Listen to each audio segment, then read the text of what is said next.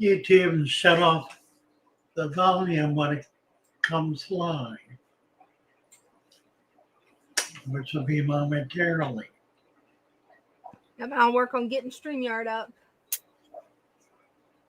Or not StreamYard, Instagram. Here we go.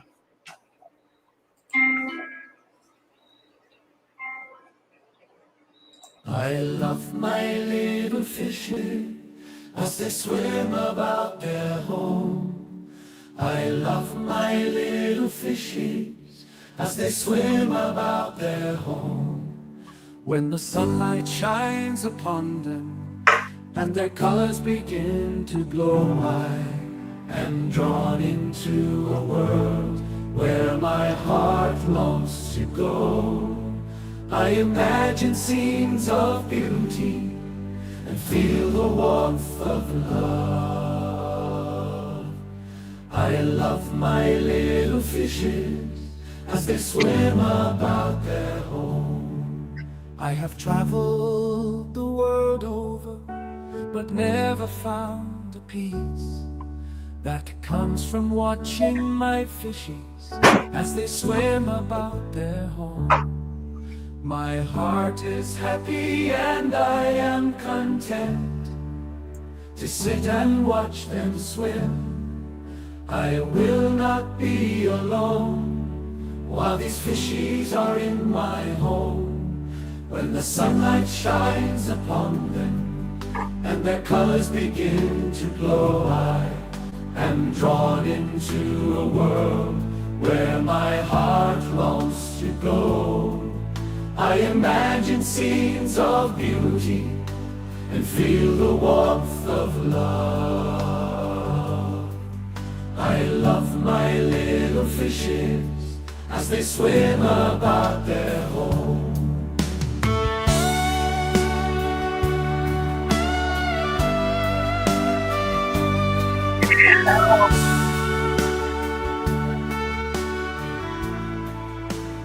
Nice to be here.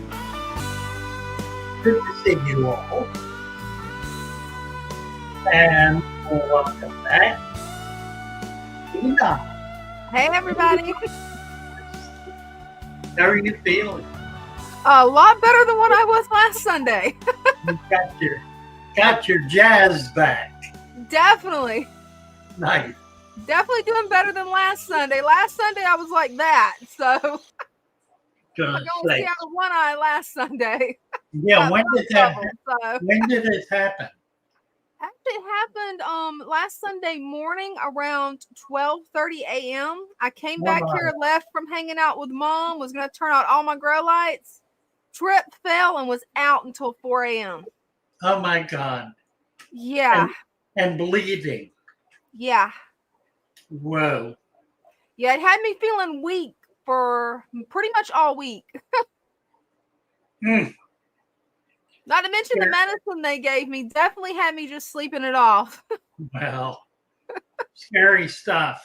That it is. I did a lot of revamping of my fish room, and anything that's in the floor went. That was it. You know, the planter's gone. It's not worth it. Yeah. I did that once on a ladder. Oh, that hurt. And I was being real careful. I only went up to the third step on the ladder.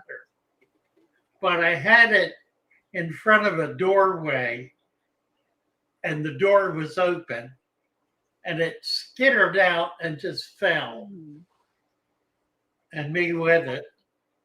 And I lay there for nearly an hour. I was unconscious, bleeding.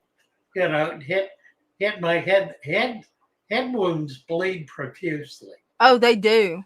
They make huge puddles of blood. Yes, they do.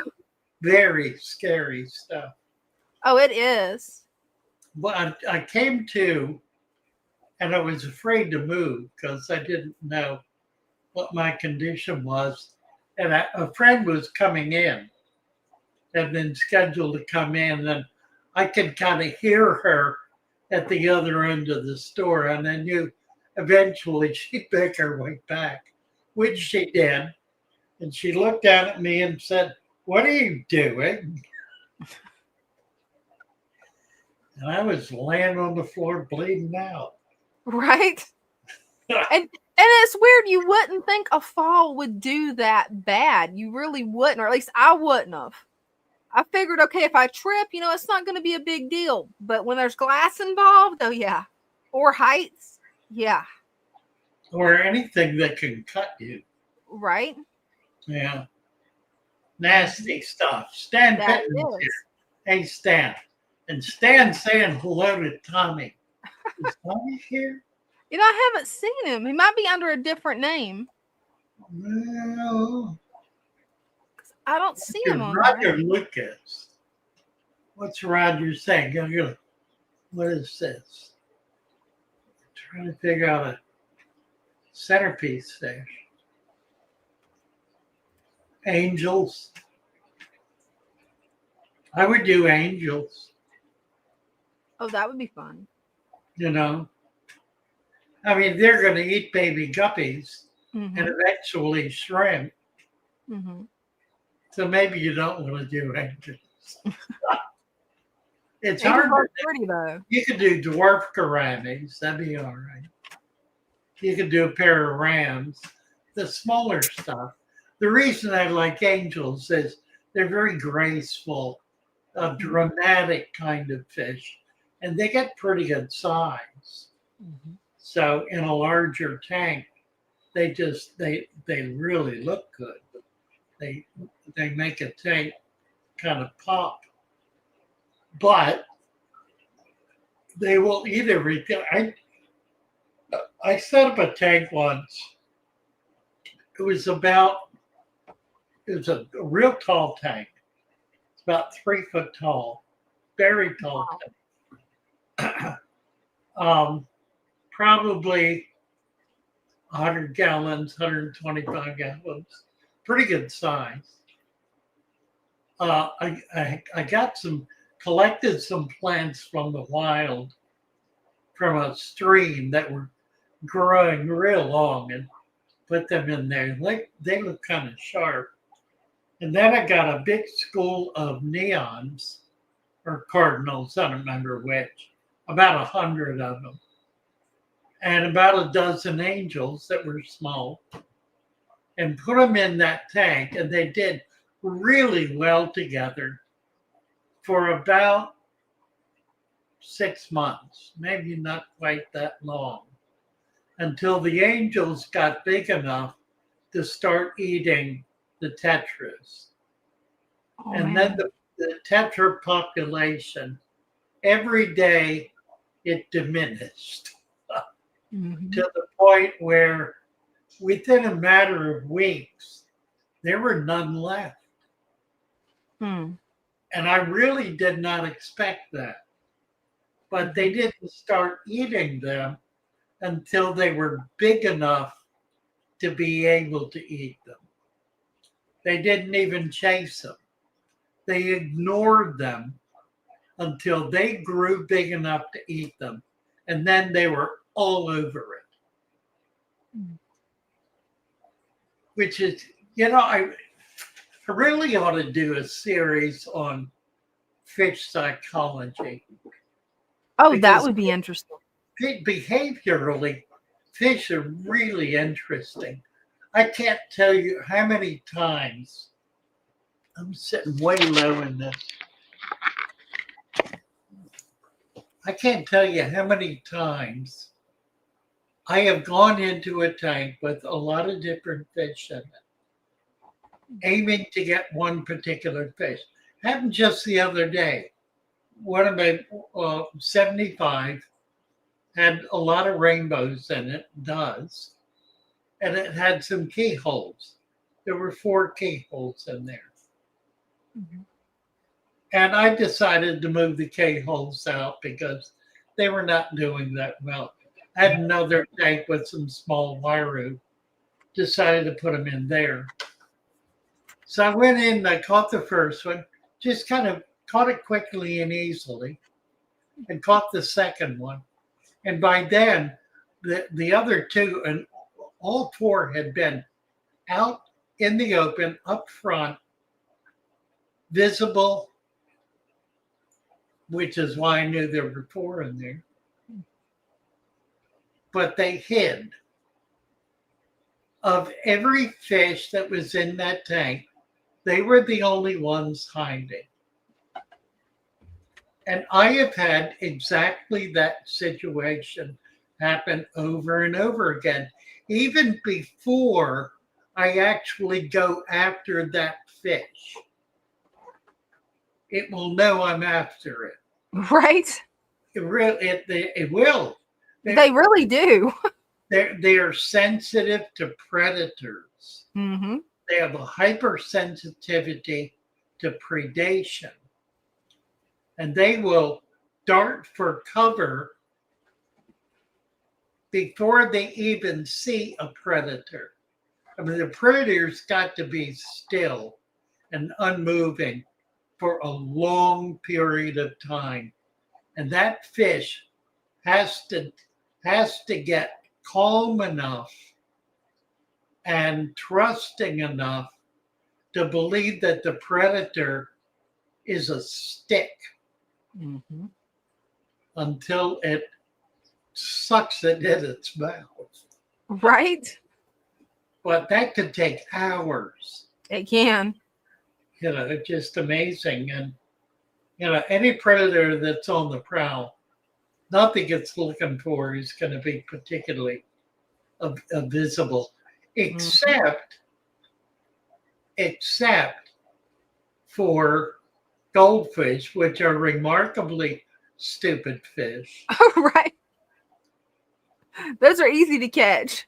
thrown into a tank that they're not familiar with. Mm-hmm. And they will simply dart around. And that darting will be sufficient activity to attract a predator that'll just scarf them right up. Mm-hmm. After a time, they'll find a place to hide, and a way to hide. I was looking at a tank that Predatory Fins was featuring. It was about a 3 to 4,000 gallon tank, very big tank, full of very big predators. And they were feeding goldfish. The filter intake was actually an indentation at the top of the tank, shaped more or less like a box, that was full of goldfish that were hiding in there that the predators couldn't get to.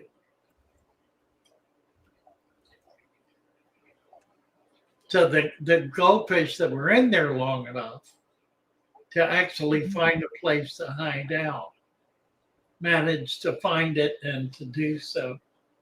But there are so many other things, that I think I was trying to show tonight. I wanted to set my camera up to show some baby waru that have just hatched out. They laid their eggs yesterday. They hatched today. They're down at the bottom. I saw them kind of moving around. They're not really swimming yet. They're just kind of darting around a little bit. They're still pretty much wiggler stage. By tomorrow, they'll be up and pecking on their parents, eating the slime coat. That's fascinating. But I tried to get my camera down there real tight on them. And the closer I got, the more they stopped moving and clumped up, to the point where if I didn't know what I was looking for, I would not have seen them because they were not moving at all. And they had been moving prior to that. Now, the parents, I've seen this happen too. The parents signal them to bunch up and go down and not move. Wow. Just a series of signals that are that kind of a signal where the parent will just quiver just maybe one time, and you'll see the babies instantly drop to the bottom. The whole school of them click, instantly drop. That's amazing. And they won't move. They won't move until the parent goes down there and shows that it's safe. That fish is hours old and has that kind of patterned reaction. That's impressive. Just amazing stuff. It is. It's definitely different than my guppies. Well, that's because there's no parental care. Right? Parental care goes both ways. Mm-hmm. Parental care is demanded by the baby. Mm-hmm. Think about human babies. Mm-hmm. A baby cries and it's a kind of cry that is more like a scream. Mm-hmm. It's a tiny little creature, and so it doesn't have a lot of volume, although it's amazing the volume it has. That's true. But it's a piercing kind of call Mm-hmm. that is impossible to ignore. That it is. So the baby is actually demanding care. Mm-hmm. At a later stage in its development, that behavior would no longer be acceptable Mm-hmm. and would be replaced with language or other kinds of behavior. And eventually with self-care, although some of us never get over screaming, I guess. Right. It definitely seems like that sometimes. But parental care, it's a kind of a continuum. I mean, the parent responds in the way it is patterned to do Mm-hmm.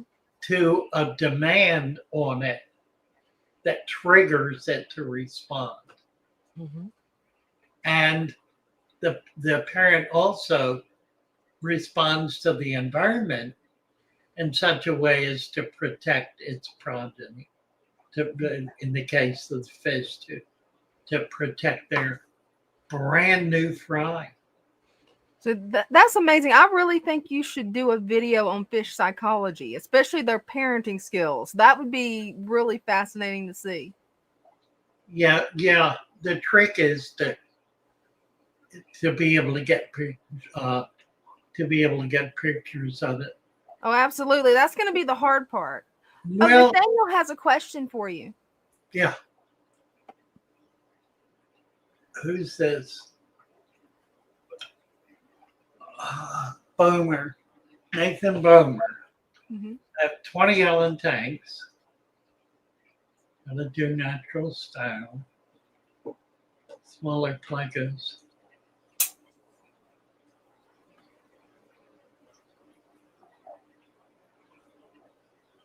I don't understand the question. Throwing the ecosystem out of balance. Setting up an ecosystem that's well balanced is a requirement for breeding plecos. Mm-hmm. They don't require an unbalanced system. So if you've been told that you need to have something highly synthetic and highly unnatural as an environment for breeding plecos, you need to stop taking that advice and stop listening to that person, because they really don't know what they're talking about. Now, let me say one more thing about this. Hobbyists raising fish and breeding fish is not the same thing as a farmer raising and breeding thousands or tens of thousands or hundreds of thousands of fish. The conditions that are required to be able to maintain a school of 10,000 fish, 10,000 breeders, or let's use a more realistic number, 1,000 breeders. It's fairly common for a farmer to have 1,000 breeders or 500 breeders. Now, you can't put them in a natural environment. It would have to be too big. It would have to be maintained. It would be too difficult to maintain it. And you would not be able to control the hatch. The farmer needs to be able to collect the eggs, to collect all of the eggs and to separate them from the parents. In most natural aquarium systems where there is a deep food web, there is no need to separate out the eggs from the fish, particularly if it's an egg scatterer. Now, if it's Corydoras laying eggs on the side of the glass, then yeah, you need to remove those eggs because the Corys will eat them. They'll eat their own eggs. Yeah, they will. They'll eat all of them, and they'll do it pretty quickly. Mm-hmm. I mean, if you have Corys and you've never seen eggs on the side of the glass, it's because they've eaten them. It's not because they're not laying them. Yeah. So long as you got a pair, they're laying them. They're doing it typically early in the morning so that by mid-morning, the eggs are gone, which means you need to be there right after it happens and remove them and hatch them out separately. There are not a lot of fish that require that level of care. Another one, rainbows. In order to be able to hatch out rainbows, you need clumps of Java moss. Now, a lot of people will use wool mops. I like Java moss because it's natural and it's simple to use. I usually have 2 clumps of it. I put a clump in, and then a day later, I take the clump out and put the other clump in. A day later, the eggs that are in the clump I took out have hatched. So I put that in and switch them again. So every 1 to 2 days, I'm switching these out, and I'll wind up with 100 or more baby rainbows after a matter of days, 3 to 4 days, that I will then have the responsibility of trying to figure out how I'm going to feed them and how I'm going to grow them up.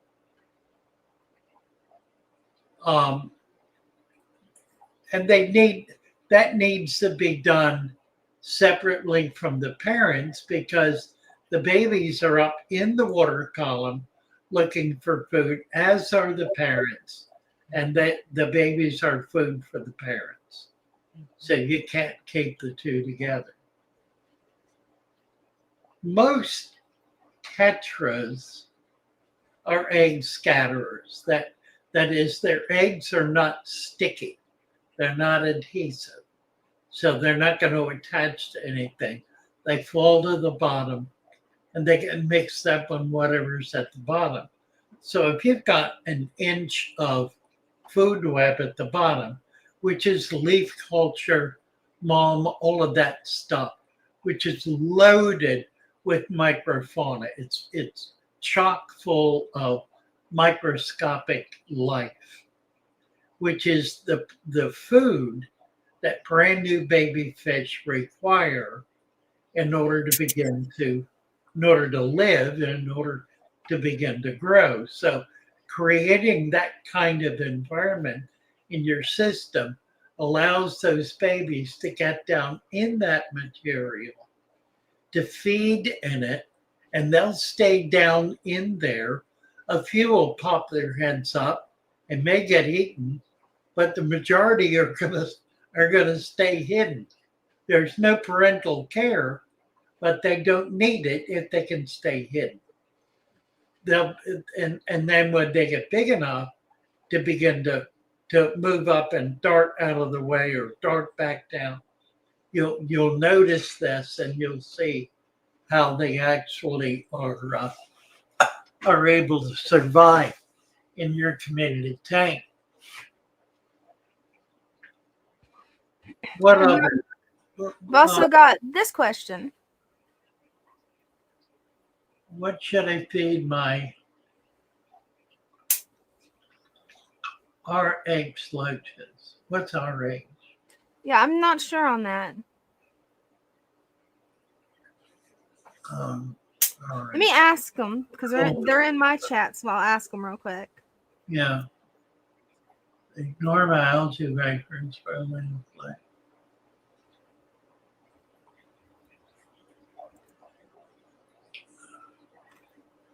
Reticulated hill stream loaches. Oh, hill stream. Okay. Mm-hmm. They're looking for natural algae and natural fungus. So again, having a natural tank and having some flow.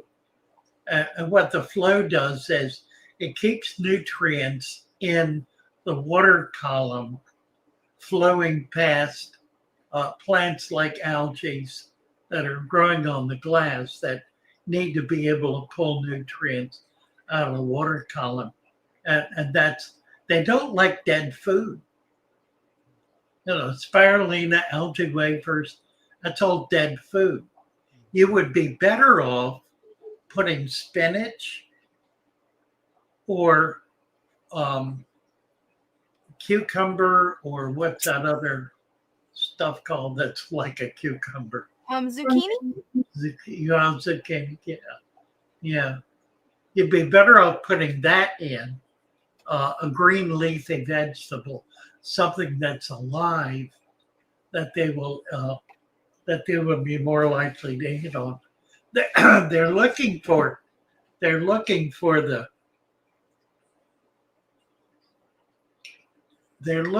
the juices, if you will. They're looking for the when you eat a piece of fruit, you don't eat it for the pulp. Right. You eat it for the juice. Mm-hmm. And if it's dry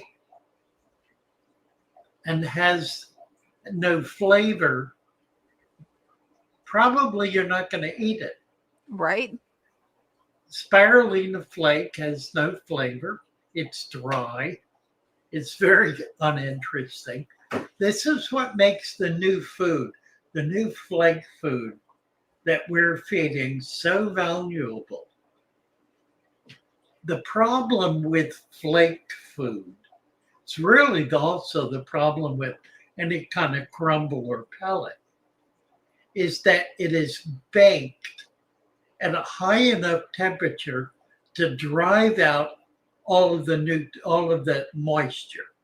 Mm-hmm. In the process, it burns up and kills all of the nutrients, all of the fatty acids, all of the material that the animal would otherwise be looking for that would make the food desirable. This flake, which comes in a number of formulas, and we do have it available now in our store. It's a nutripretive food that is a spirulina and garlic compound that is heated at a very, very low temperature, like 110 degrees. Just warm enough to drive out most of the moisture, but not all of it, and create a flake kind of material. It's thicker, has a stronger odor. It smells wonderful. I have people who have to put lids on it and put it where their cats can't get to it, because Wow. cats are attracted to the odor, and it has a very strong odor, not a fishy odor, a very nice sweet odor, like a sweet fruit or something. Anyway, when you feed this flake, it contains enough amino acids and fatty acids that the fish are interested in it. It's as close to a live food as you can get, and still have something that you can keep in a package for a period of time. It does not last permanently the way flake food does. It will eventually mold. It takes months, however, for it to mold. So it's going to be good. You want to get it in small portions. We sell it online. We have it available. It's a green flake food. It's called Nutripreta Flake. Wonderful stuff. We've got Cinnamon Gaza and Christian here. Let's see what Cinnamon is up to. Hey, We're looking at her pond. I love it. Oh, is Wow. that- Yeah, I got a lily for it and some mint somebody gave me, and my dwarf water louse decided to become a regular one. I don't know. I put it in here and I got gigantic. Plus, I have some Valsneria here. I'll put some Daphne in to get my goldfish to come up. Nice. We got goldfish, and there's one large pleco in there. And then I have, I put in 4 flagfish, let them breed and see what they can do in here, and basically let them. Yeah, they'll love it. Yeah, I figured that I haven't seen them, but there's a lot of hiding spots down there. Yeah, right. Plant Nice. there, I have some there's caves for them to go into. I have a pot, planting pot down below here. I don't know if you can see it, but took that idea from yours, Lou, Right. because you have a pot in there. So that one's been going good. And then we've got this one here. My fish that I put in here have absolutely loving this tank. I mean, the yellow on this guy's tail, I mean, wow. the split tails they are just breeding up a storm. And then I've got even some angels in here. Oh, wow. Baby, they're loving it too. So the first angels, when they're that little, have done good for me. Nice. I've had bigger ones, they're tougher, and but I've got this big root here to give them some any babies and any small ones. The angels all hid behind that the first day they were here, but then they came out now, and there's 4 of them, and they're hanging out there at the top. And it's a little full because the rain can get in the top of it.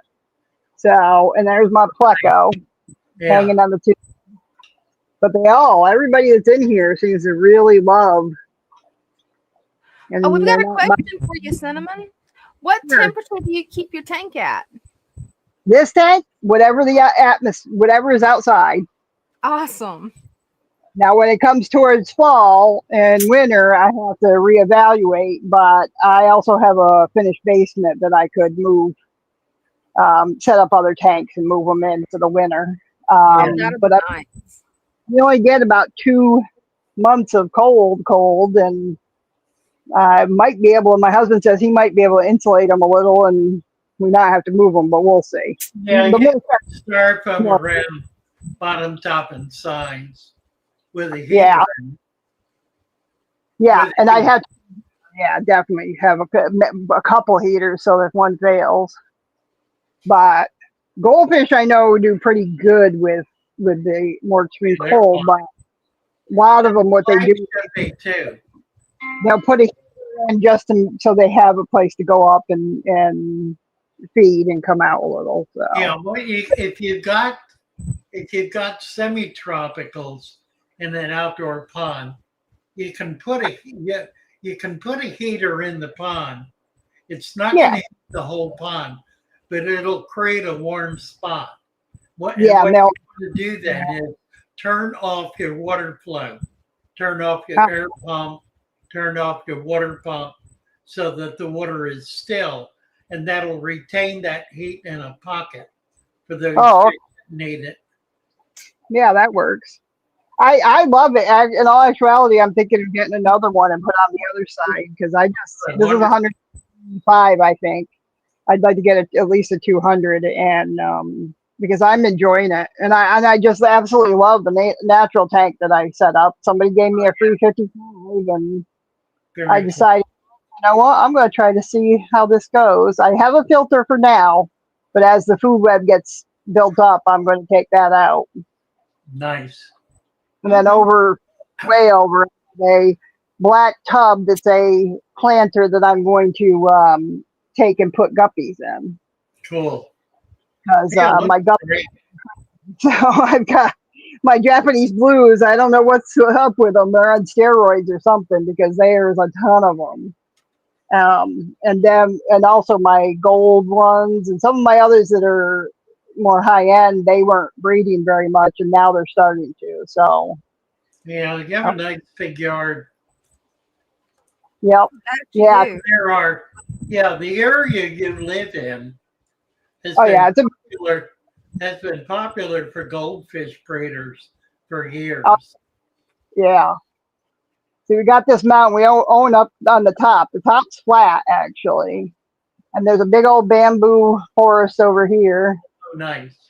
And then we did have some of the male goats that I had left, and we actually leased them out to somebody to clean out his field. So berry bushes. So, but alrighty, I thought I'd let you guys see, and I have my tubs of Daphnia and green water.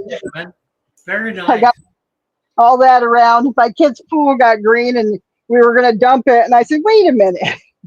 Oh, it makes Okay. a really good place to collect green water. Definitely. Really. Tubs. All right, guys. I know there's others waiting, so I'll talk to you guys later. Take care. Bye for now. All right, Christian is here. Hey. I think that's Danielle. Hey. Hi. Hi. I have a question, Father Fish. I have been This is dealing with. This is Danielle. Yep. You, Yep, from one. Okay. I meant to get Christian up. Oh, sit tight, Christian. We'll get to you. Yes, Danielle. Sorry, buddy.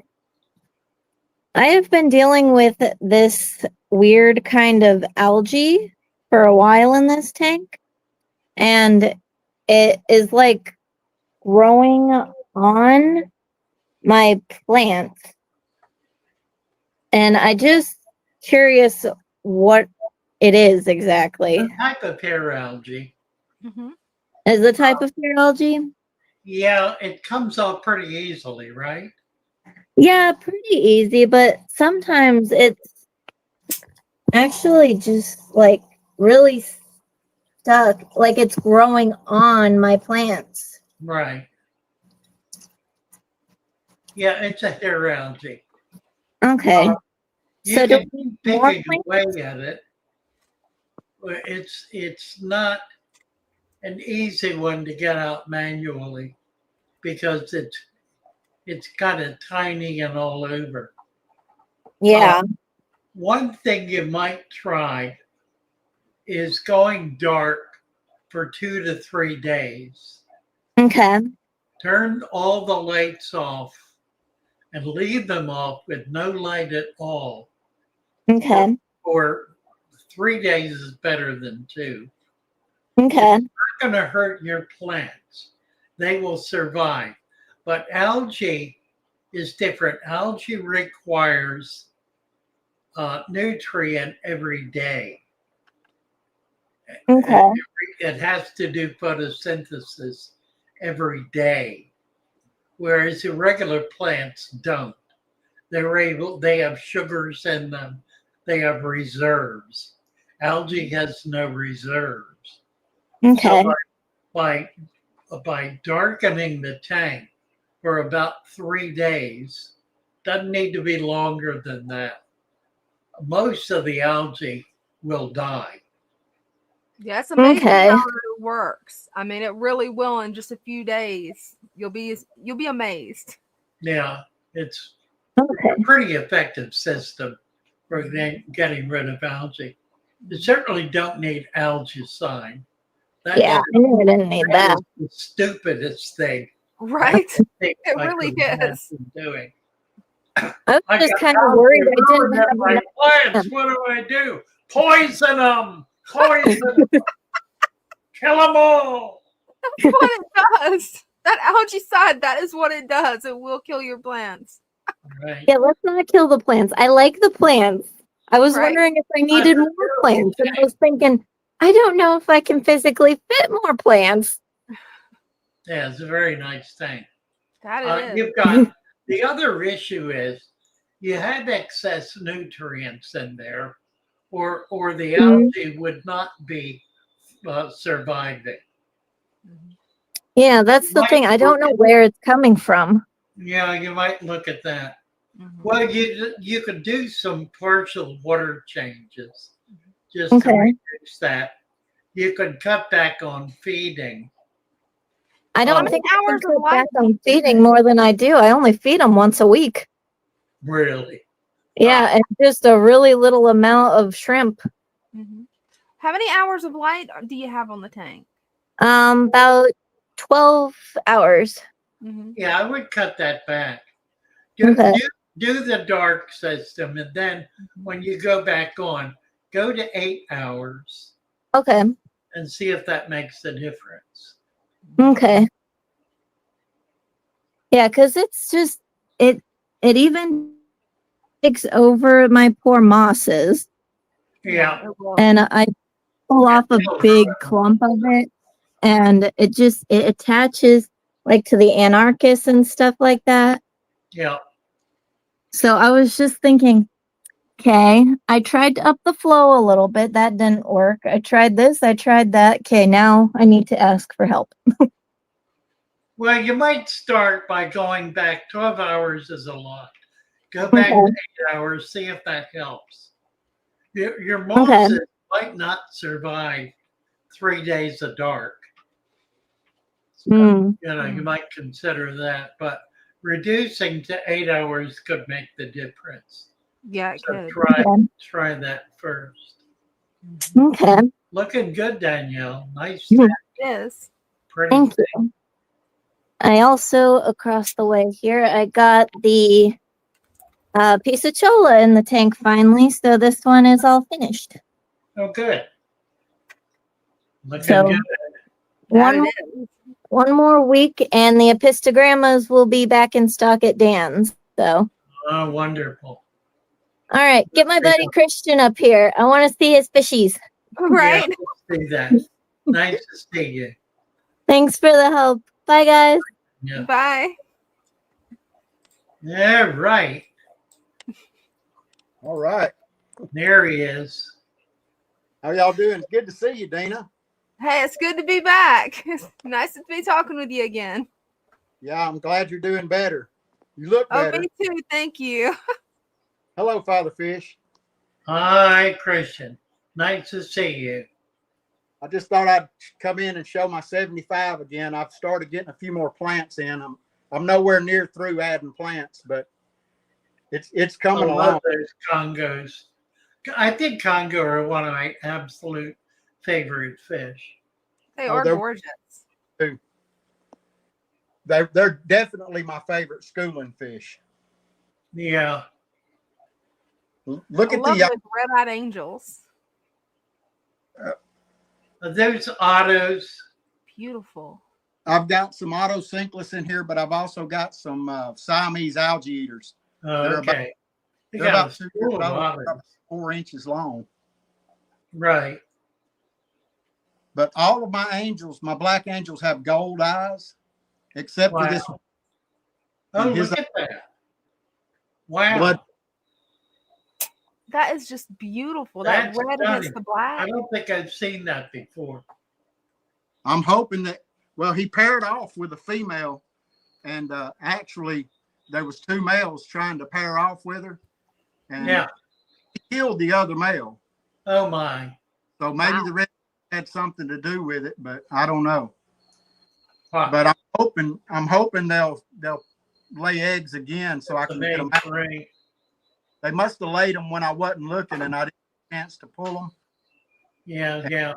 They didn't last long in here. Well, you might, yeah, with everything in there, I would pull the eggs. Yeah, I plan on it, but they got them laid before I knew it. And Yeah, right. they were gone faster than they laid them. Right. Oh, But yeah, I've got 5 black angels and 8 Congo tetras, 4 Nice. of Siamese algae eaters. I've got a couple of crebensis. Uh-huh. They Now, actually, do you have have they spawned? A yeah, they female spawned in that cave. She's still guarding the cave, but the eggs, He's ready. Yeah. they He weren't may by. have eggs in there. And the male, he's right over here in the middle. There he goes. Right. oh, he's a pretty one. Yeah, they They look kinda- good. They kind of hug the bottom a lot. Right. Yeah, you're gonna have baby cribbies in there for sure. Will they raise them in a community tank, or will I They need? will to it, yeah, but at some point you need to pull them out because once they'll keep them together for maybe a week. Beyond that, when they start spreading out, that's when they get picked off.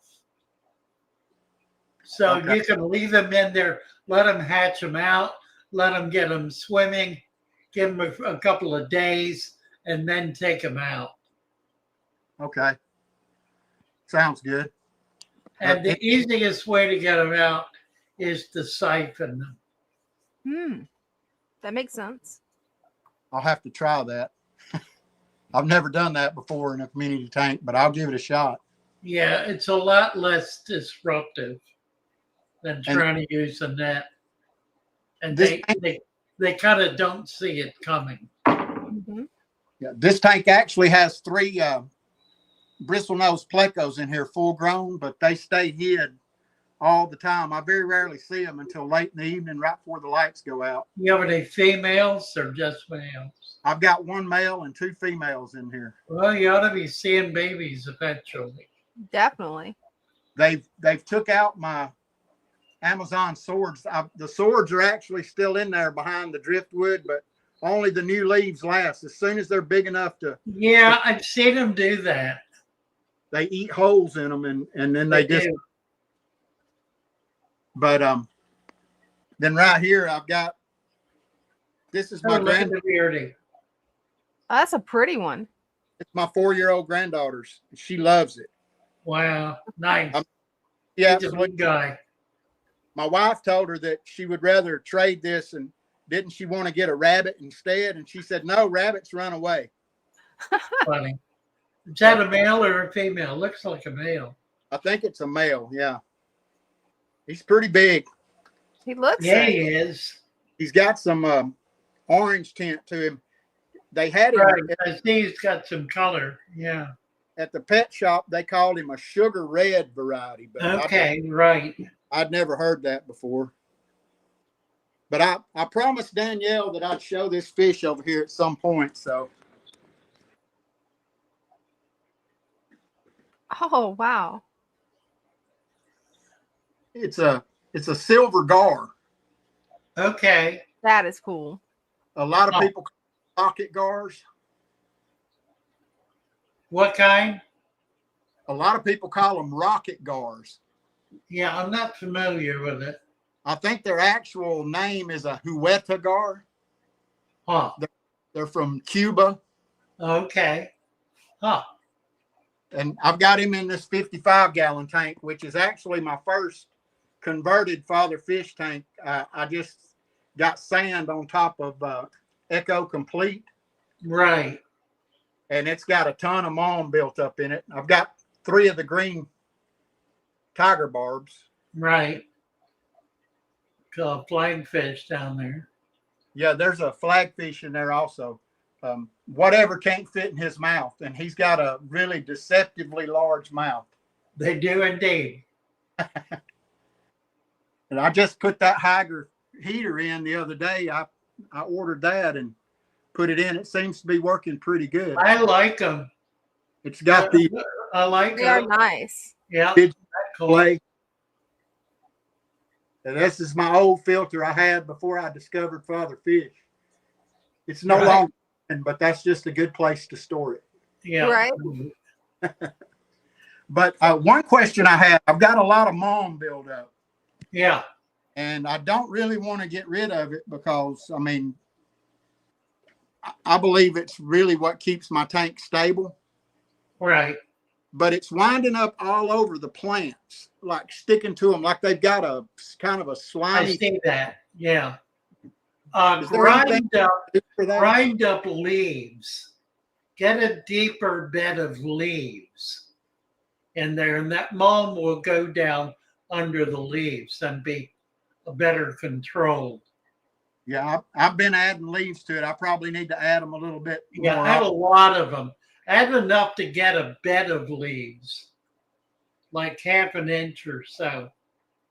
Yeah, I asked Lucas Bretts about it, and I asked him, did he think I should remove some of the mulm?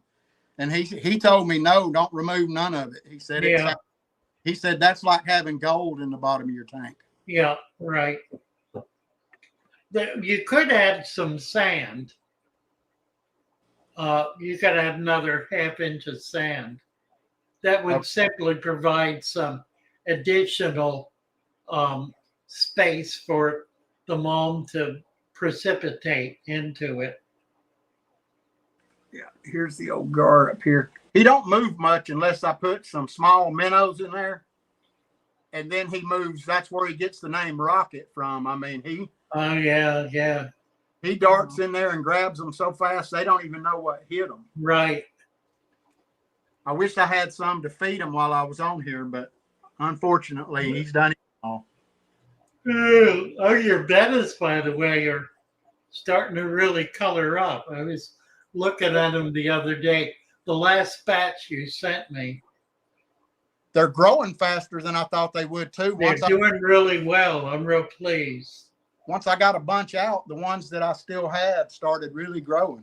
Yeah. Well, I've got them more separated out, about 10 in a tank or so. And they're coloring up nice. I like that multicolored string you've got. Mm-hmm. Well, you just let me know when you want some more. And also, I didn't know when I sent the microworm culture if I sent enough or if I shipped it correct. But I got another idea on how It worked out real well. to do that, and I can send you more anytime you want it. Okay. While I'm on the subject, we are switching over our shipping from Postal Service to UPS. And we ship 2 ways. We ship all of our dry goods and substrate ground, which is 3 days. And we ship our plants, and we'll be doing fish 2nd day air. And to do that, we've had to increase the cost of shipping to $15. Oh, yeah, But, I understand. yeah, it's going to give us a really solid shipping program.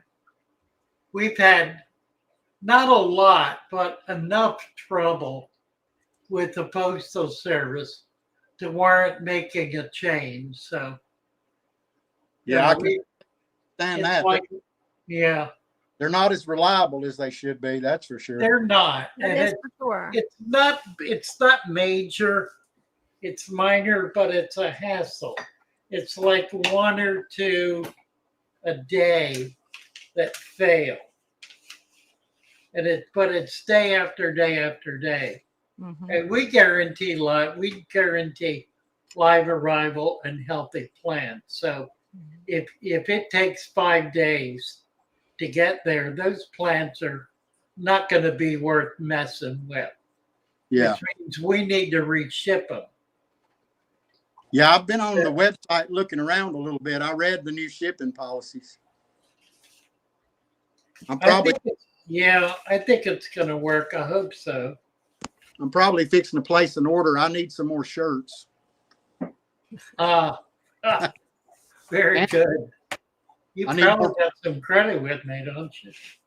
No, I don't have any credit, but it's fine. I don't mind paying for, Well, we'll fix that. if I've got something to ship to trade. If not, I'll make a purchase. It don't bother me to help you out. Well, I appreciate it. Well, I'll jump off of here. I know I've been on here quite a long Well, time. thank you, Christian. Appreciate you very much. Having me. Definitely. Have a good night. Good night. Bye-bye.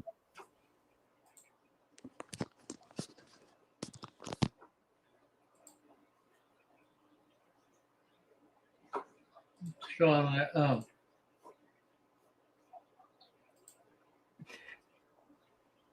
Looks like we got Jacob Wade. oh, Jacob's here. Mhm. Hi, Jacob. Hey. Guys doing? Good. How are you? Doing good. So I seen the other day that that crayfish, it's actually alive.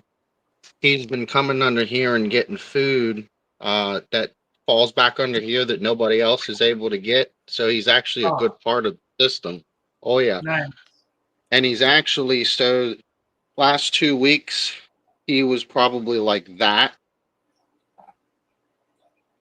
Now he's probably about that, over So 3 he's dead. inches. Oh wow. Did you find the old shed?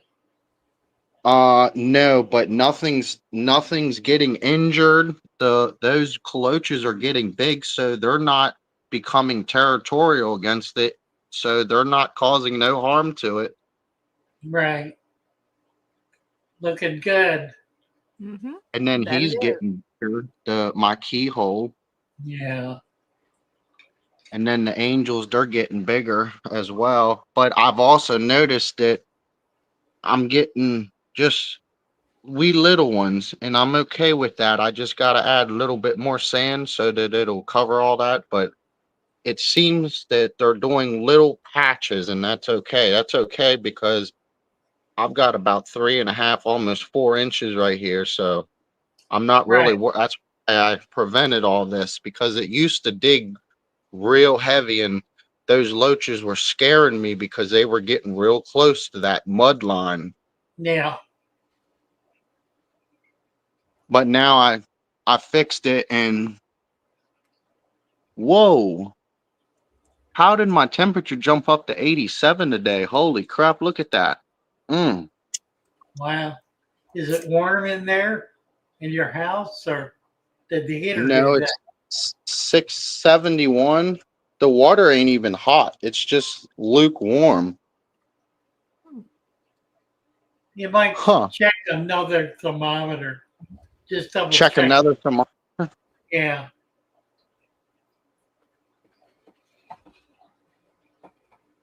I don't They're know. I hard to can't. read. I don't think this Yeah, one's yeah. working, They're really hard to read. because that heater, maybe a little over a year old. It's a cheap one, but it's been working very stable, so that's why I haven't got another one. Double check the temperature before you make a change. Okay. Yeah, because I don't want to just change it. Right. Yeah, it it's doesn't actually feel holding hot. 82.46. Yeah, it's almost 88 degrees in there. Well, but it normally holds 80, 83, 82 on the cold side, and on the warmer side, 85. But today's the first day it actually went above 85, so I don't know about that. Check the heater, turn it down, then see if the light goes out. All right. Just crank it down. If the light does not go out, then it's stuck in the on position. Oh. Yeah, then I might want to get a new one then. Yeah. Definitely. But today is what, the 13th? So it's been up exactly 5 months and 3 days. That's impressive. Good job. And then look, see how it destroyed that plant, and then several months later, it successfully grew that plant back that it destroyed at the beginning. Funny. Oh, Wow. it will. That's amazing. That it is. And then that's all they do all day. I mean, it's pretty cool. Those tannins even took a cancerous, like a tumor off his back here. He had like this bubblish, almost, it kind of looked like ick, but it wasn't ick. Ick's more of like salt look. It's like hinge to it. This was more of a lump, so it was either bacteria or fungus. And I found out it was actually a tumor. It was really big and white, and I actually caught it. The tannins took it right away. Probably a virus. A virus? They told me it was possibly because of the initial problem that he came from when he had ammonia poisoning in his gills. Could be. The But he's virus healthy will now. do that though. Virus is not deadly, and it forms a growth on the fish, which can be removed. It'll fall off eventually. All right. Look at all the bugs right there. Goodness. Definitely got plenty. Oh, yeah. Look at them all jumping. Huh. Nice. That's always good to see. They look like a bunch of fleas everywhere. That Right. they do. That's fun. But he's still doing good. He's wherever he just went. I think I lost the other three because I haven't seen them. I only see one of those glass cats, and my friend actually said, right. really? He They're said, very really? They're difficult. He said he used to have them himself, and they used to be really popular, and now he said it seems like you can't keep them. I said, well, I don't know why they died. They could be carrying a disease. That's what's happened to a number of fish that are coming out of the Far East. Their practices are not particularly sterile or healthy. And Right. So that crayfish, man, he went from like this big to like that big in like a couple weeks to a month. That means, Well, is this going to one shed. So he shed one time. Oh, wow. So I need to look for the molt then. Yeah, you might not be able to find it. It usually gets eaten pretty quick, but it's in there. It should be. I Yeah. mean, I do have calcium, I'm guessing, because of the snail shells a little bit. Right. Looking good. Thank you, Jacob. Thank y'all. Love your tank. You're doing great.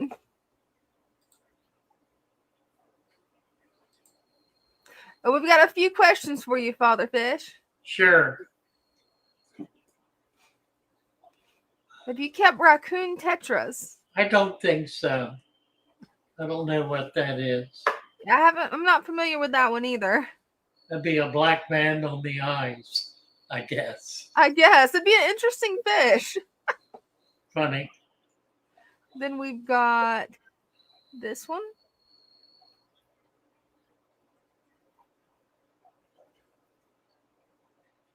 Not at all harmful. The cichlids may peck at it a little. They're not going to be all that interested in it, but it's certainly something that's healthy to feed. Zucchini is the more popular one. A lot of hobbyists and a lot of farmers will feed zucchini. It's probably more fibrous. That would make sense. It definitely seems more fibrous when you cook it. Right. And then we've got this question. How many goldfish can we keep in a 20-gallon tank? What are the best tank mates for goldfish? Depends on the size of the goldfish. So true. If the goldfish is a foot long, I would not keep it in that tank. Right? If the goldfish is 1 inch long, you could put 20 of them in there. Mm-hmm. You're not going to be able to keep 20 in it permanently. Goldfish, they come in small, we get them little, and they grow big. Mm-hmm. And they do get big. That they do. What's the largest goldfish that you've seen, Father Fish? Well, the koi, Mm-hmm. That's a big one. yeah, they can get 4 foot long. Mm-hmm.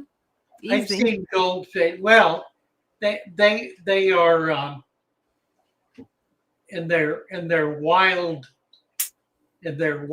nature, their wild condition. They're a carp. Mm-hmm. So carp can get 3-4 feet long and weigh 40-50 pounds. Mm-hmm.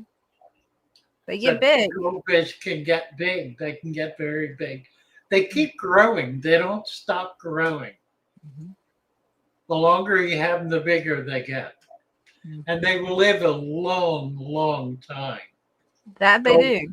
Goldfish can live 100 years. Wow, I didn't realize they could live that long. That's impressive. Well, they don't get sick. They are hard. Or I shouldn't say that. They don't die of old age. Mm-hmm. It's one of those fish. Fish in general do not age.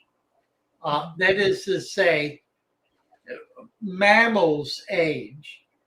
As mammals get older, the systems begin to break down and become less and less resilient. And so that as we get older, our bodies are not as vigorous as they were, and eventually that process just takes us. But that doesn't happen with invertebrates. Invertebrates are as vigorous at 50 as they are at 5. Mm-hmm. It's really a function of predation, lack of nutrients, predation, injury, those kinds of things that tend to create a situation where they virtually never grow old. And a lot of them, like the ants, they don't eat. Once the worker ants never eat. They work and work and work until they literally burn themselves out and have no energy left to be able to survive. Right. They'll die of in effect of starvation. They're really dying for lack of calories. Tony is here. Hey, Tony. Hey guys, how are you? Good. How are you? Yeah, just wanted to give you a little update on my rams Oh, and my good. saltwater. So if you remember, this was the original 5-gallon tank where the rams and everybody else was, Okay. and now it's only little shrimps. Nice. Just the shrimp tank. And here comes the 20-gallon rimless lung, which is Whoa. awesome, amazing. I love it. So peaceful, and they have plenty of room. Now they're not fighting. Now they're not, Here's doing the anything. ram. Yeah. I got a couple of more rams. I got the 2 German rams as well. I don't know if you Yeah. can see There's one. a German. Yep. Right. That's a male. So yeah, that's a male, and And there's that a one little is, female back there. Back the there. blues are pretty, aren't they? Yeah. They're the Mhm. best. They're the one. I think they're one of the best fishes to keep. And for my saltwater, here you go. Oh, how wonderful. It's doing wonderful. So, Beautiful. Got a little got- tang and a clown. yep, just a tang and a clown, and I have some spider crab over there on the back, And and some nice corals. some corals here and Yeah, there. Stoney's doing pretty good. Yeah, I love it. So I just wanted to give you an update of what's going on and how my little fish are doing. Looks wonderful. Good Thank you. job, Tony. Mhm. And here's my little one. Oh, adorable. Hi there. Hey, Hey. Abby, say hi. Abby. Hey, Abby.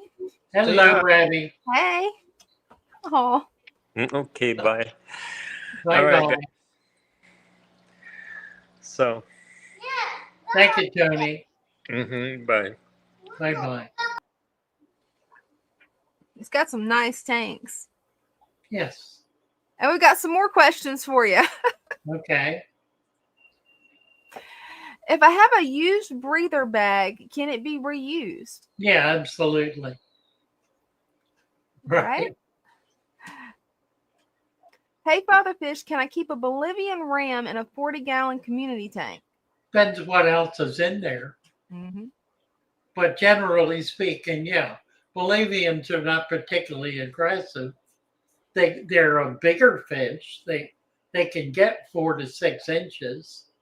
So you might not want to keep them with little tiny stuff. I have a community tank with a lot of geophagus in it. And they all do very well together. I had goldfish in there and I had to take them out. They were fancy goldfish, which can't swim very well. So that didn't work out. But I've had a lot of other kinds of fish with geos, and they do very well. You can keep with most cichlids. They are a cichlid, and you can keep them with like South American cichlids. Not the Central Americans so much, but the South Americans. I do have one in my African tank, and nobody bothers them. I keep That's thinking good. about taking him out. He's not particularly big, but he just he doesn't. Nobody's hassling him. One of the things I have noticed about putting fish together that are from completely different biotopes is that they act like the other fish isn't there. They have no genetic knowledge or understanding or built-in reaction to that fish, and very often will completely ignore them. Now that's not an absolute. I mean, I've had big Oscars that'll go after anything for any reason. But generally, in a community tank, if you mix things up and you've got fish relatively the same size from completely different biotopes, Africans with South Americans with Asians, they typically will get along fine and will not interact at all. It's just one more of those fascinating fish behaviors that we know very little about. Mm-hmm. Calcium with a cuttle bone.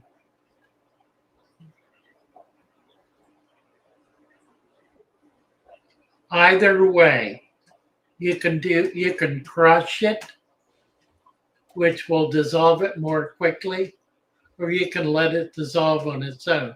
The reality is that it's only going to dissolve to the level of calcium that the water is able to retain. And you can overdo it. You can have so much calcium in the water that you wind up, I was going to make a stupid comment. You wind up making bones. You Right. wind up, in a way you do, because what you wind up with is calcification. And you'll see it on any water that splashes will leave an incrustation. That's a pretty good sign that the calcification is too high. Plants like it. Plants like calcium. Snails like it, of course. Absolutely. Any of the exoskeleton animals like it. Plants will consume calcium. Mm-hmm. In fact, in saltwater, there are calciferous algae. There are algae that are hard because they absorb calcium, and it's part of their makeup. That's what the red coralline is. Red coralline is actually a calciferous algae that's growing as a hard plant on rock, and is a necessary what's the word I want, presage, it precursor to coral. Coral cannot grow on raw rock. It needs calciferous algae on it first in order for the coral to be able to adhere and grow on the rock. Danios is here. Hi, Danios. Hello. Hi. Hello. How are you? I'm doing good. I was at a fish meetup today and bought a lot of plants. Oh, how I wonderful. I That put a sounds lot fun. of cryptocorns in here because I had a lot left over from the brackish aquarium that I'm setting up. Nice. I'll show it to you later, but I've also got some fish here in quarantine, some guppies and Uh-huh. cories. Cool. The plants in the betta tank are also growing very well. I uh, it's every time with the substrate uh, that you promote. Your substrate just always works for plants. Yeah, it The does. Yeah. roots are That it insane. But I've also put a lot of driftwood in the tanks. Well, two Nice. big pieces in some of the tanks here with the betta. The frogs will love that. But this guy right here is uh pretty scared because, well, a lot of stuff just happened in this aquarium. He got more sand and another piece of driftwood, so he's a little bit scared, but it will be okay. Just he's an amphibian. But here I have the brackish tank that's being set up. That's nice. I put water in it just today, and I'm gonna order some sea salt and start acclimating the plants. I uh I didn't have anything to wait anything to mix the RO water with, because people told me that RO water is the best. So I looked up what works and put a little baking soda and Epsom salt, so it isn't just RO water. I heard that works instead of Well, that'll hold the reef. pH stable. That's Yeah. kind of the primary issue. Yeah, just for the time that I'm gonna wait for the reef salt to come. But Right.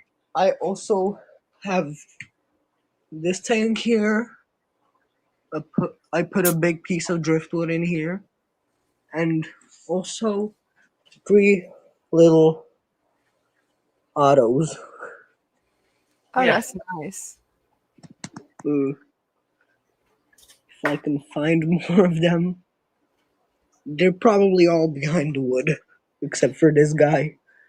So one of them is right there. Yep. But they've been doing pretty well, everyone. Oh, I just realized that I'm gonna have to put the moss balls back into this tank because I Well, took them out. So I'm gonna put the moss balls back in and some of the if you moss. insist. Yeah. Huh. But I'm hoping to put some bumblebee gobies in here. I looked up with the mollies, but I heard that bumblebee gobies are pretty territorial, so I think I'm just gonna put those in. Because, Well, that'll be nice. Yeah. That it yeah, will. they also match with the nerites. Right? Right. Yeah. But thank you. Thank you very much, Yeah, Seneca. Thank you. Nice to thank have you. you. Have a good evening. Bye You And too. I wish you well. Goodbye.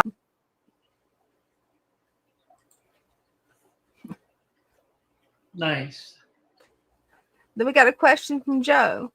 Another question for father fish. Do you need heaters for fish? I'm thinking about keeping a small one in my work desktop. Depends on the fish. Mm-hmm. If Absolutely. it's a tropical, yeah, Mm-hmm. you probably do. It depends on ambient temperature. There are people who are able to keep their fish without heaters, Mm-hmm. based on the ambient temperature of their house. Generally, if you don't run AC down in the 60s and you keep your house heated in the mid 70s or better, then you probably can do without a heater. It's simply easier to have a heater to set it. It's kind of a set it and forget it. Right. It prevents stress. Mm-hmm. And the reason I keep mine at 82 is to prevent ick, Mm-hmm. because ick will not get involved much above that. You may get 1 or 2 parasites in there, but they're not going to thrive, particularly if you got a natural environment with a fair amount of food web in there, because the other microfauna love to eat baby ick parasites. They're a particularly delicious snack. Right. Uh, Is fresh basil good for my loaches? That's a good question. what do they think? Have you asked them? Right. Never tried it with my loaches. How did they treat it? Are you putting it in? Mhm. Have you done it? Try it and see. Put a piece of basil in there. See what they do with it. They may ignore it. They may be all over it. Yeah, I'd be interested to see what they do, because that's pretty cool. They find it's a great new food for them. Wouldn't that be nice? Generally speaking, anything that does not have toxicity, Mm-hmm. which would be like an oil, for example. You don't want anything with an oil in it Mm-hmm. or anything with, well, anything that's toxic. And generally, the toxins are a milky kind of substance. Mm-hmm. If you have anything like that, you don't want to get that in Absolutely. your tank. I'll Matthew, be right back. yeah, Matthew is here. Hello, Matthew. Hey guys, how's it going? Good. How are you? I'm doing good. I hadn't been with y'all guys in a while, so decided I'd do a little update. Caught me at the right Wonderful. time. I just had to do a water change on the big time water tanning tank, so you might could actually see something in there now. Right, right. I mean, it was like coffee before. I know. I do that too. It doesn't bother the fish though. They don't care. No, it doesn't at all. That's right. No, it just I think- makes it where I can't see them. But Right. anyway, you can actually see there's I just put that in. Every now and then I'll buy a new plant, put it in there. I think that was a corkscrew valve. Okay. I put it in the back there. I just added it, but the rest of it is Amazon swords, a couple of Nubius on driftwood. But anyhow, that one not gonna actually show off. You wouldn't have saw nothing in it earlier, but anyways, I'm kind of growing more or putting more fish tanks. My original fish tank has totally changed Uh-huh. because I got this beautiful guy right here. He's shy. He's a Jack Dempsey, Oh my. and he was ripping up everything. So he has fake plants now. I The only see. real plants are some floaters up top, and I got some pothos or pothos or whatever, however you say it. Yeah, those. Yeah. Yeah, but he got to where he wanted to just tear everything up. But it's a small tank for him, so I'm just gonna keep him until he gets so big that I just have to give him to somebody that's got a bigger tank, or either plans are in the works for a bigger tank. I just can't afford one right now. But we got this one that I just set up today. Nice. I gotta put an order in and get some more plants. I just kind of stole a few plants from Yeah. the other aquariums, and there's one Variatus. I think that's how you say it, Variatus. Very honest. Yes. Yeah, he's back there checking that stream of bubbles out, I guess is what he's doing. I guess. But he's doing good. But the weird thing, my favorite one of all, is this little 1 gallon thing right here. Oh, It's crazy, yeah. but it's got 3 shrimp in it, Love it. and it's got is it Salvinia? Yeah. Salvinia and the pothos, and one little thing right there is I guess I'm saying this right, an Asian fern. Okay. But I didn't know the Asian fern, like the bigger ones in my other tank. But it propagates on the leaves. Right. And you can clip them little things off the leaves. And I'm hoping I can start another whole plant right there with it. Which I Should did be the same thing in the other plant. The one in there on the end of the driftwood right there. I got one on there. So Right. we gonna see, but the funny story about this one is I had put 5 shrimp in here.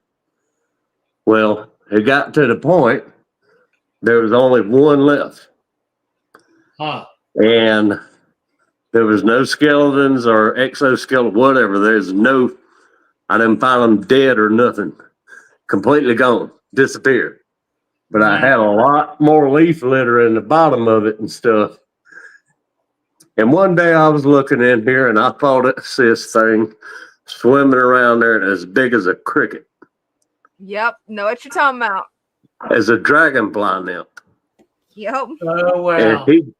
he totally annihilated all but the one. So Yeah. finally one day, he was good at hiding too. I think he would burrow down into the sand.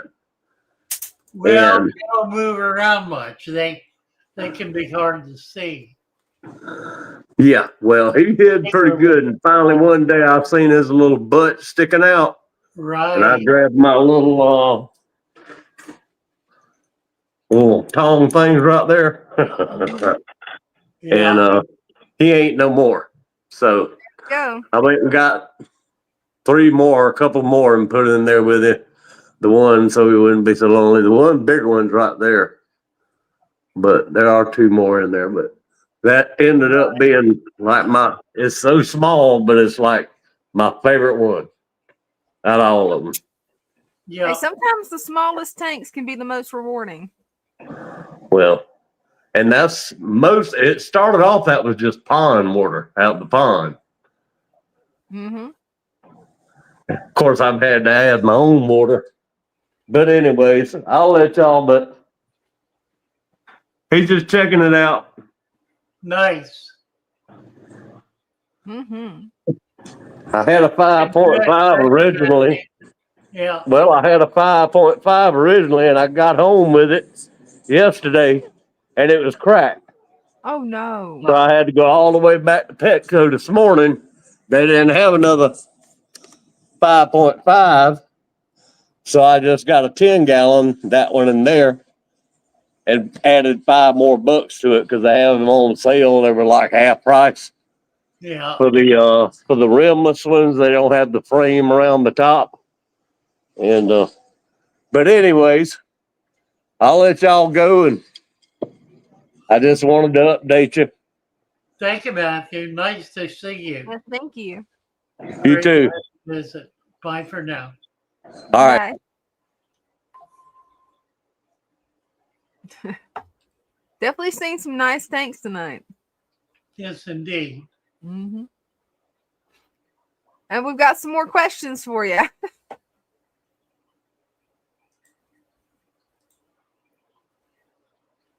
Red-tailed sharks, and I want that later. Yeah, a red-tailed shark can be somewhat aggressive. It can chase. It's not going to really kill anything, but it can get into chasing. So you might consider that. A 110 liter is about 30 gallons, 29 gallons. Shouldn't be a problem. The betta won't like it much, probably. I think betta and the red tail probably is not a good mix. What do you got, Dana? All right, we've also got this one. Oh, How do yeah, you- right. I saw that. Mm-hmm. It's a good question. And I think it really has to do with the shop you're buying from. Definitely. The fish that I get come from a wholesaler that prepares shipping water. So it's water that is especially prepared for shipping. It's not tank water.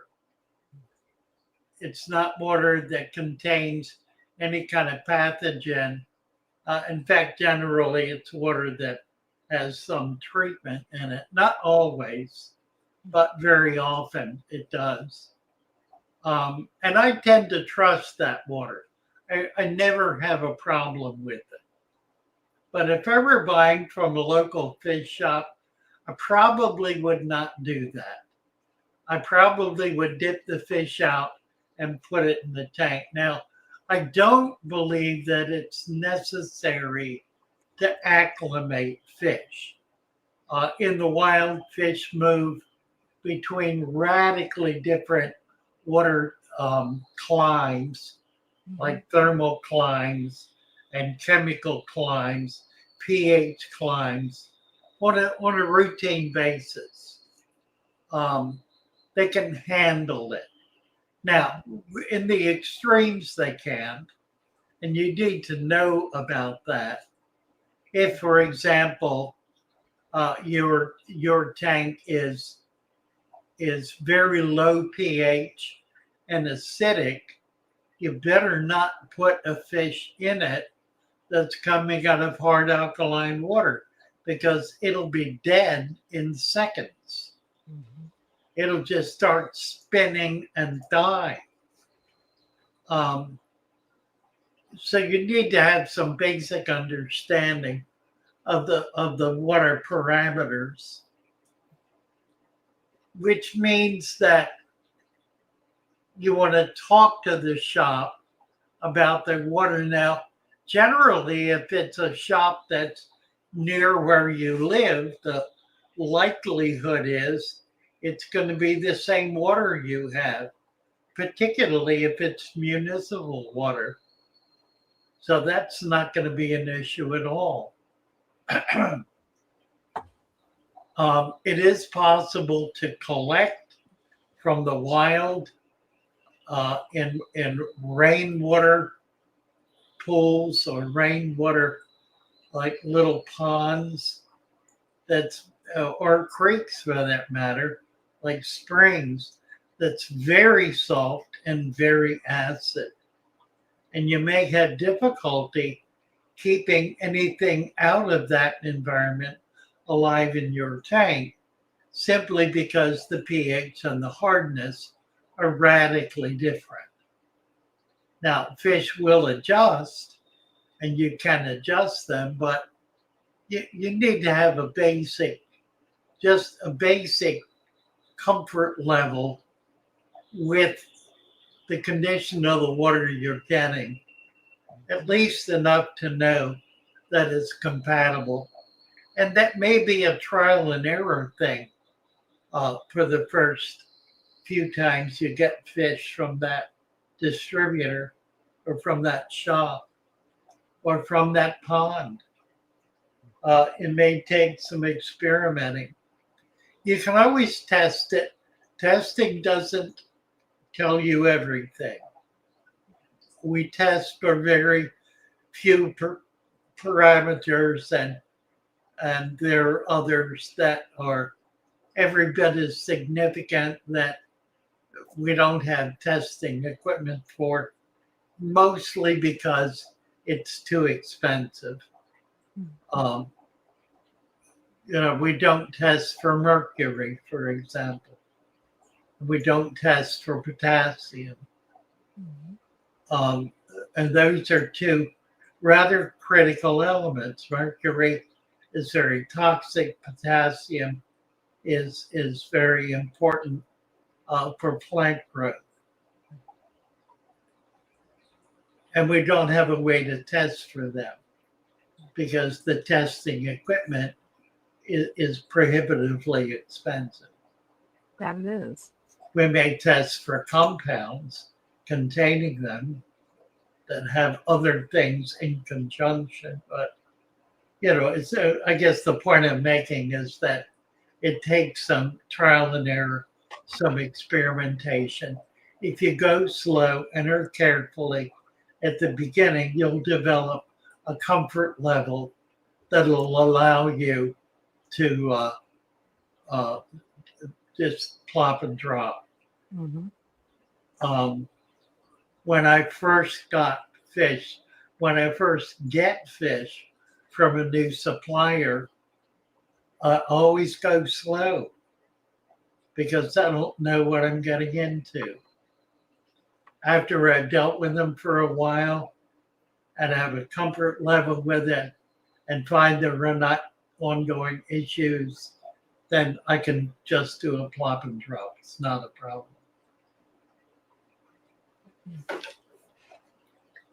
What else? Let's see. Can you talk about air breather fish and if tight fitting lids can affect them? That's a really good question. It is, isn't it? If you have a tight fitting lid, then presumably you don't have an airline pumping air to any kind of, nor do you have moving water. If you have a sealed environment, it's going to take a lot of plants and very few oxygen consumers, like one or two shrimp, to be able to maintain that environment indefinitely. You can do a betta in a sealed container if there are a lot of plants in it, but the reality is every time you move the lid to feed, you're doing air exchange. So it really is not an issue. Generally not. A lot of fish in a tank would certainly be an issue, but if you've got a lot of fish in a tank, you certainly are going to want some kind of water movement and some kind of aeration going into it, which would break the seal for that tight fitting lid. Then we've got one more question from Rambo. Ryan's here. Have problems with nitrates. Add plants. You Definitely. need plants. You don't have enough plants in there. If you have adequate plants, you will not have nitrates and nitrites. The tank needs to be 50% planted, and you don't want to load it up with fish, and you don't want to feed 10 times a day. So be aware of those issues, and you won't have a problem. What happened? Where'd he go? I think he dropped. disappeared. He dropped off. Yeah, if you can, come back, Ryan. There he is. Sorry. Look There. behind you. Hitting Oh, buttons. there's his new experiment. That is so Oh, cool. cool. Video coming out soon, folks. Excited Yeah, to see it. I just watched the video yesterday. Really, really neat. Why don't you explain what you've done here? Oh, just doing simple stuff. If I actually had time, I might have actually recorded data on some of these things, but we're going for qualitative here. So we got a whole bunch of jars set up. They're all 6 1-gallon jars. And as everybody can probably tell, we've got one just plain old water. We got one sand, one soil and sand. And we got one soil and gravel and just gravel here. And then the blank one is going to be something else eventually. But yeah, the whole idea is that I stuck plants in there that I know pretty darn well and can guess, what's going on with the water and how they're doing and stuff. And so we've been running 3 weeks now. I've only 2 weeks of it on the video, but yeah, we'll keep it as a long-term thing. There's also some other inhabitants like our lovely little bladder snail there. But yeah, it's been interesting. And then as far as the future here, you might hear a little bubbling in the background because I've got green water going. Oh, nice. Cool. Yeah. So I got a nice little. I love the jars, the bell me jars. too. They're Yeah. so cool. Yeah, found them at the local grocery store and the Walmart. So Wow. I could check with Walmart. Yeah, just cleaned them out. Got all the jars they had in places. Yeah, those are battery jars. They used to back in the 1800s, early part of the 1900s. That the batteries were actually in liquid form, and they were kept in jars just like that.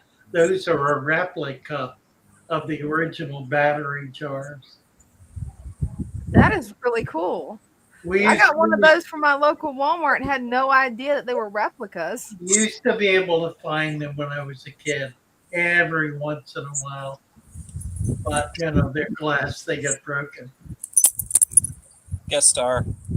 Hi Oh, there. that's adorable. Yeah, Yeah. great experiment. Are you going to do shrimp or fish in any of them? Um, being that they're only 1 gallon, I'd probably only go for shrimp here, but we'll see how it goes. I could also perhaps plunk an endler in there.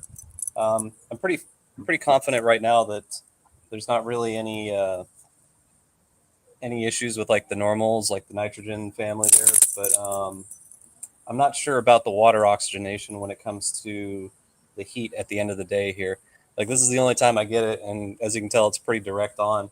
So what I'll do is I'll bring home my dissolved oxygen probe, and I'll figure out what's the oxygen levels in there and whether or not a fish could handle it.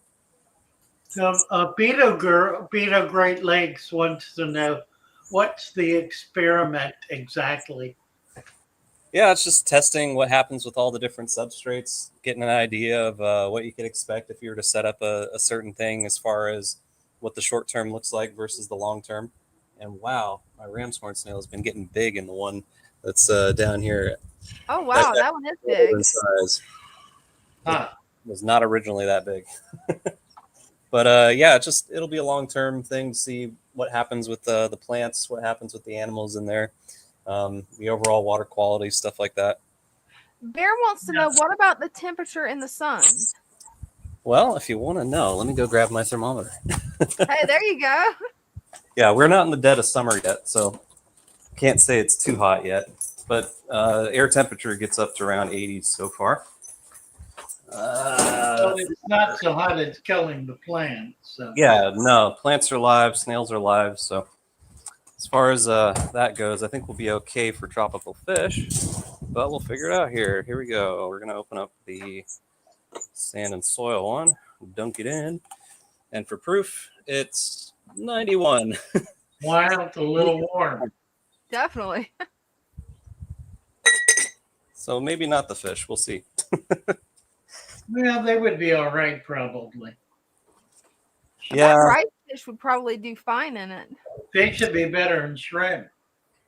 Right. Yeah. I Nice. just got into it for the fish. Yeah, right. Really. Snails and Oh, shrimp. Formosa. Try to get some Formosa. That would be a good one. Oh yeah, there. I've got them. They're breeding. I've got them in with my antlers right now. Oh, nice. Yeah. Yeah, That's a fish that survives in pretty warm water in Florida. right. Yeah, that could be a good one there. I'll do my research, see what the upper ends are, and see what people have experience on, and we'll see if we can plunk something small in there. Nice. Yeah, great video, by the way. Thank Really nice. I really like it. We're always trying to do better all the time. Amen. Well, I've been working on trying to come up with a new format for videos, father fish videos, and I think I've got it. It's going to be linked to the shop here and to the staff in the shop. So it'll depict what staff are doing and what's happening in the tanks. Oh, that'll be cool. More of that kind of thing with the descriptions and issues and so forth. So it's not really different than what I did when I was in Florida, but I think that was effective too. So, and I've got more people now and people who are really involved in some interesting kinds of activities. We're doing a lot with plants, and I think it'd be fun to be able to show that. Yeah, no, a lot of people I know have been asking for different species profiles and stuff. Maybe a little diary of each tank that has a different fish in it or something. Yeah. Well, and we can do that now because we've got a pretty good variety of fish, and that's constantly improving. Yeah, you've got a content mining operation over there. You got just exactly right. Which is neat. what we need is we need a cinematographer. Yeah, we need somebody walking around with a camera all day long. Yeah, I can send you the link for the gimbal that I use for stabilization and stuff like that. Oh, nice, Yeah, nice. wasn't too bad when I pulled it out. Oh, the video that's coming up will be on cyanobacteria eventually here once I get around to it. Oh, cool. Oh, We that'll did be nice. at the local university in a cyanobacteria lab. So Oh, I wonderful. pulled out my gimbal there, and everybody was pretty impressed with that. Wow. Yeah, gumballs are. I've got one. Yeah. I've not used it very much.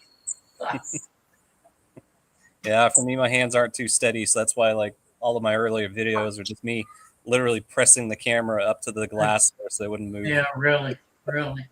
Well, I'm the same way. Yep. Yeah, I might need you to send me that link too, Ryan. Tend to have them on tripod. I can't say it's the best, but it does its job. Right. It just feels weird in your hand to have this thing that acts like it's alive. Yeah, yeah. Oh, And you're trying wow. to do one thing and it wants to do the other because it's trying to keep it stable. Right, I've right. never used one yet. They're very strange. You know what it's really Imagine good for so. is when you go down to the lake or something and you can see little fish along the shore, but if you get close, they run away kind of deal. So I'll use it to stabilize the shot on a tripod and then use the little thumbstick to kind of get everything dialed in just right, and then the fish aren't scared, and I've got it zoomed in like 100 times or something. Right. So it worked out pretty well. That's Neat. cool. Yeah, I tried to do a shot tonight. I have a pair of Waru that spawned yesterday, and the eggs hatched today. So 24 hours. I tried to get a shot of them, and then the process scared them enough that the parents had the babies just hunkered down where you couldn't even see them, and they weren't moving. Yes. And it was too close anyway with my phone camera. So, but that's going to be fun because they're going to be up feeding on the parents' slime coat probably by tomorrow, Tuesday at the latest. So we will get some shots of that. Well, I'm looking forward to it. Just send me all those videos. I'll chop them up and get them all pretty. They're great. I'll do it. Yeah, and if you want, maybe we could. Well, if you get me some shots of the store sometime this week, I'll make you a new intro or something too. Okay, that'd be great. Yeah, That would That'd be be. great. Okay, had a lot of fun making my last intro. we'll do it. Yeah. All right. Well, so enjoy a different type of fish right now. It's salmon night tonight. Oh, Yeah. great. All right. I'll see you guys. Good to see you both. Bye See bye. ya. Take Bye, care. Artie.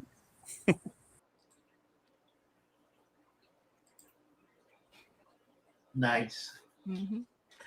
That's a pretty cool experiment. Yeah, yeah. Makes me want to set up something like outside like that. That's pretty cool. Right. I never thought about just using those jars like that. I mean, I've got one that I've used as a betta fish tank. It makes such a nice display too. That it does. You know. Mm-hmm. How we doing here? Got about Okay. 20 minutes left. I don't think we're gonna do 20. That sounds good to me. I'm getting worn out. Same here. Oh, we always start early. Mm-hmm. Let's see, what is this?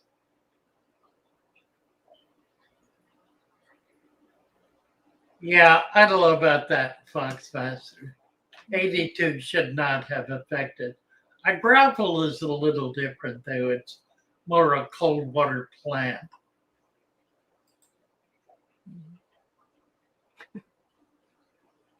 Definitely all of us have MTS. Ain't that the truth? Right.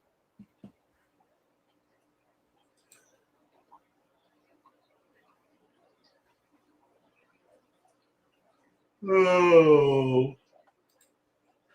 I swear that's contagious. All right. I think we're going to call it a night. Sounds like a We plan. do need your help, guys. If you need plants, try to get an order in. Mhm.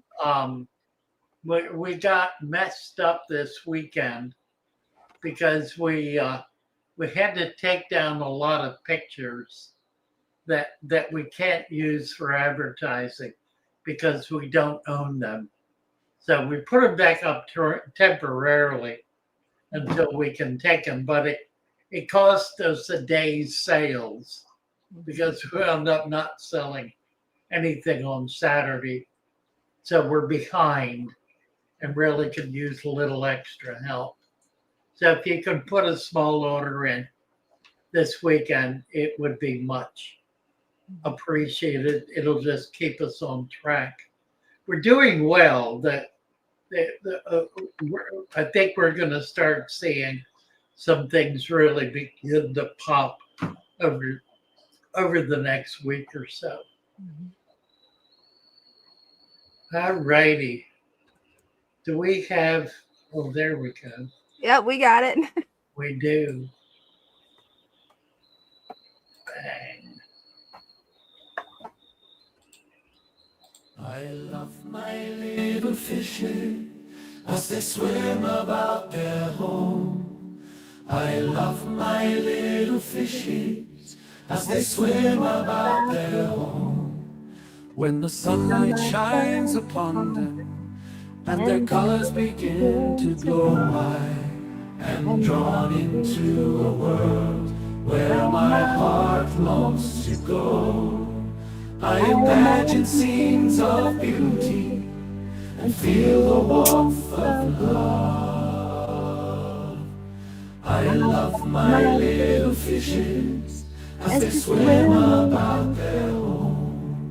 I have traveled the world over, but never found the peace that comes from watching my fishes as they swim about their home.